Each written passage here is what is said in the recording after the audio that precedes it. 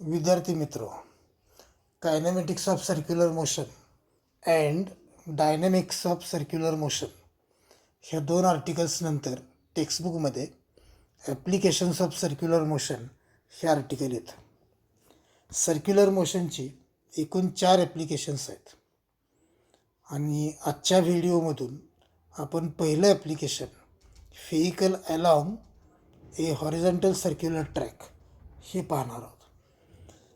फिगरमध्ये एक horizontal circular track दाखवला आहे पर्पल कलरमध्ये आणि त्या सर्क्युलर ट्रॅकवरून ट्रॅव्हल होणारं मूव्ह होणारं एक व्हेइकल दाखवलं आहे रेड कलरमध्ये. या सर्क्युलर ट्रॅकचं सेंटर सी आहे, तर या सर्क्युलर ट्रॅकची रेडियस ही आर इतकी आहे. ह्या व्हेइकलचं मास एम इतकं आहे, तर या व्हेइकलचं स्पीड व्ही इतकं आहे. या व्हेइकलवरती एकूण 3 फोर्सेस ॲक्ट होतात. पहिला फोर्स आहे वेट एम जी. व्हेइकलचं मास एम म्हणून व्हेइकलचं वेट एम जी. कोणतंही वेट मिळवताना मास आणि ॲक्सलरेशन ड्यू टू ग्रॅव्हिटी जी यांचा प्रॉडक्ट घेतला तर आपल्याला बॉडीचं वेट मिळतं. इथं व्हेइकलचं मास एम आहे. या मास एमला ॲक्सलरेशन ड्यू टू ग्रॅव्हिटी जीनं मल्टिप्लाय केलं तर आपल्याला व्हेइकलचं वेट एम जी मिळतं. आणि कोणतंही व्हेइकल किंवा कोणतंही वेट हे नेहमीच व्हर्टिकली डाऊनवर्ड या दिशेत ॲक्ट होतं, म्हणून इथंही व्हेइकलचं वेट एम जी हे व्हर्टिकली डाऊनवर्ड या दिशेत ॲक्ट होईल.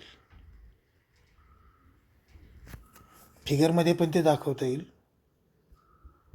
Weight M G along vertically downward. आता व्हेइकलच्या वेट इतकी ॲक्शन रोडवरती ॲक्ट होत असल्यामुळं रोडसुद्धा व्हेइकलवरती नॉर्मल रिॲक्शन एक्झर्ट करतो. म्हणून व्हेइकलवरती ॲक्ट होणारा दुसरा फोर्स म्हणजे नॉर्मल रिॲक्शन एन.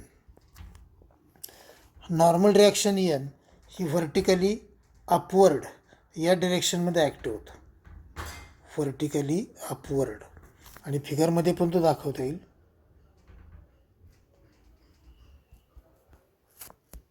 तर हा दुसरा force normal reaction N along vertically upward. तर व्हेइकलवरती ॲक्ट होणारा तिसरा फोर्स म्हणजे force of static friction F S. हा फोर्स ऑफ स्टॅटिक फ्रिक्शन हा टायर्स आणि रोड सरफेस यांच्या दरम्यान असतो आणि तो व्हेइकल स्लिप होऊ नये, स्किड होऊ नये म्हणून तो आवश्यक देखील असतो. आणि हा force towards centre of circular track C असा असतो. याची direction towards centre C of circular track ही त्याची डिरेक्शन असते. फिगरमध्ये पण तो दाखवता येईल.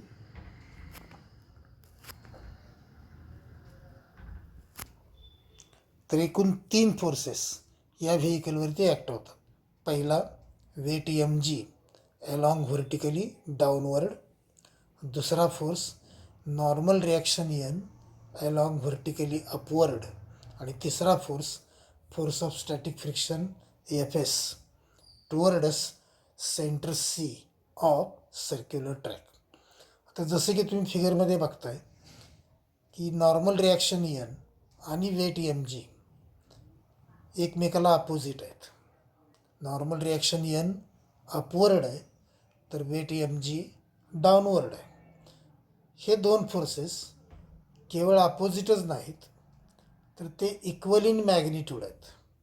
याचाच अर्थ असा की normal reaction N balances weight M G. किंवा आपण असं लिहू शकतो की normal reaction N is equal to M G. Normal reaction N balances weight M G, therefore N is equal to M G. This is equation number 1. Now third force force of static friction F S.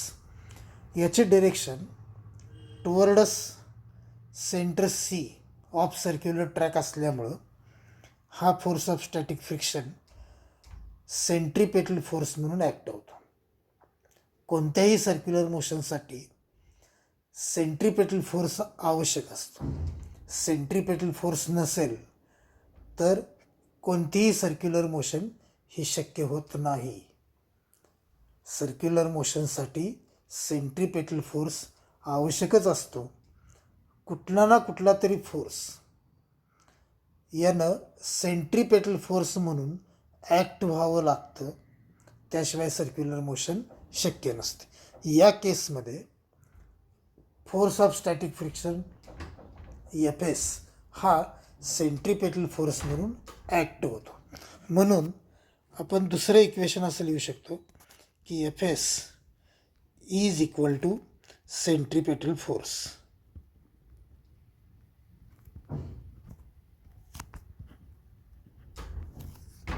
व्हेइकलचं mass M आहे, व्हेइकलचं speed V आहे, circular ट्रॅकचे radius R आहे. म्हणून centripetal फोर्सची magnitude ही M V square by R इतकी असते. हे यापूर्वी आपण पाहिलं आहे. सेंट्रिपेटल फोर्स आपण 3 वेगवेगळ्या स्टाईलमध्ये लिहू शकतो. एक एम आर ओमेगा स्क्वेअर, किंवा M V square by R, किंवा एम व्ही ओमेगा. इथं व्हेइकलचं मास व्ही आहे, व्हेइकलचं स्पीड व्ही आहे आणि radius of circular track R आहे. त्यामुळं सेंट्रिपेटल फोर्सची magnitude M V square by R. म्हणून F S is equal to M V square by R. याला आपण इक्वेशन नंबर 2 असं म्हणू. आता यानंतर थोडंसं मॅथमॅटिक्स आहे. इक्वेशन 2ला इक्वेशन 1नी डिवाईड करायचं. ही डिव्हिजन घेताना एल एच एसला एल एच एसनं डिवाईड करायचं, तर आर एच एसला आर एच एसनं डिवाईड करायचं. इक्वेशन 2ची L H S F S, तर इक्वेशन 1ची एल एच एस एन. म्हणून एफ एस बाय एन असं आपण एल एच एसला लिहू शकतो. Is equal to R H एसला M V square by R divided by M जी. हेच असं लिहिता येईल. F S by N is equal to M V square by R into 1/mg divide by M G, म्हणजेच multiplied by the 1/mg. एमला M cancel होईल आणि आपल्याला F S by N is equal to V square by R G हे equation मिळेल. आता या इक्वेशनला आपण इक्वेशन नंबर 3 असं म्हणू. आता या इक्वेशनमध्ये N normal reaction N, radius of circular track R and acceleration due to gravity G हे तिघंही कॉन्स्टंट आहेत. आणि त्यामुळं force of static friction F S हा केवळ स्पीड व्ही ऑफ व्हेइकल याच्यावरती अवलंबून असतो. आता ट्रॅक जो आहे तो सर्क्युलर आहे. ट्रॅक आहे तो सर्क्युलर आहे. सर्क्युलर ट्रॅकवरून आपण खूप स्पीडने जाऊ शकत नाही. म्हणजे स्पीड व्हीची किंमत फार इन्क्रीज करू शकत नाही. आणि आपल्याला सावकाश तर जायचं नाही आहे.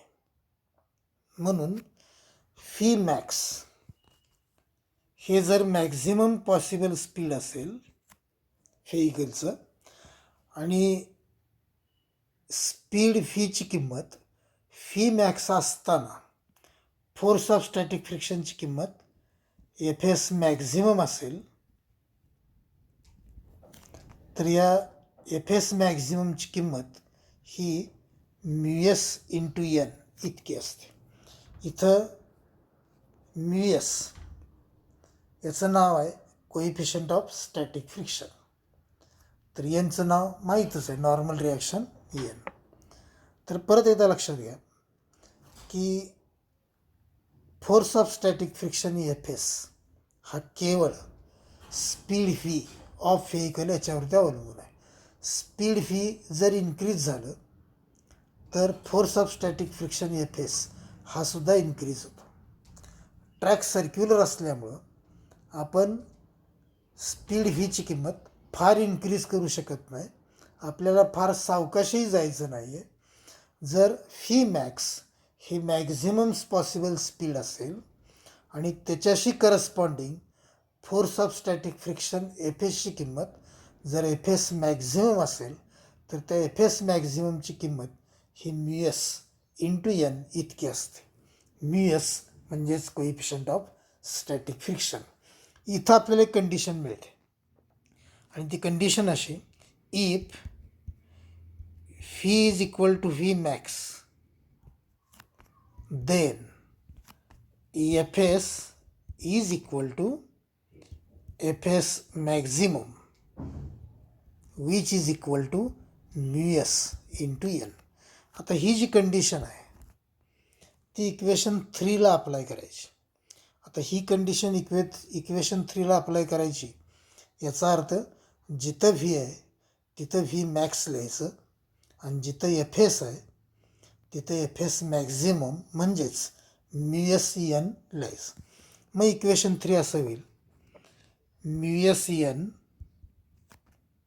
Divide by N is equal to V max square divide by R G.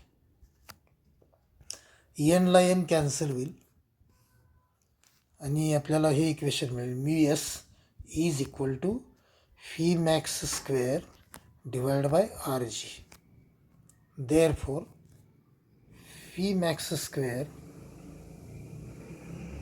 is equal to mu s rg and therefore phi max is equal to under root mu s rg. दोन्ही बाजूला square route घेतलं तर आपल्याला final equation मिळेल, V max is equal to under root mu S R G and this is the maximum possible speed of vehicle with which vehicle can be safely driven along a circular track. जर व्हेइकलचं speed under root mu S R जीपेक्षा जास्त असेल तर ते vehicle त्या circular ट्रॅकवरून असं बाजूला फेकलं जाईल. ते स्लिप होईल किंवा स्कीड होईल. जर व्हेइकलचं speed under root mu R जीपेक्षा जास्त असेल तर. जर व्हेइकलचं speed under root mu S R जीपेक्षा कमी असेल तर व्हेइकल निश्चितपणे सर्क्युलर ट्रॅकवरून सेफली जाईल.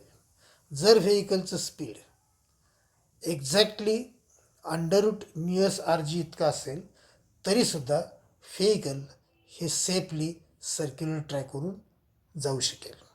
परंतु व्हेइकलचं स्पीड हे जर under root mu S R जीपेक्षा जास्त असेल तर मात्र व्हेइकल सर्क्युलर ट्रॅकपासून बाजूला फेकलं जाईल, ते स्कीड होईल. तर आपण इथंच थांबू. धन्यवाद.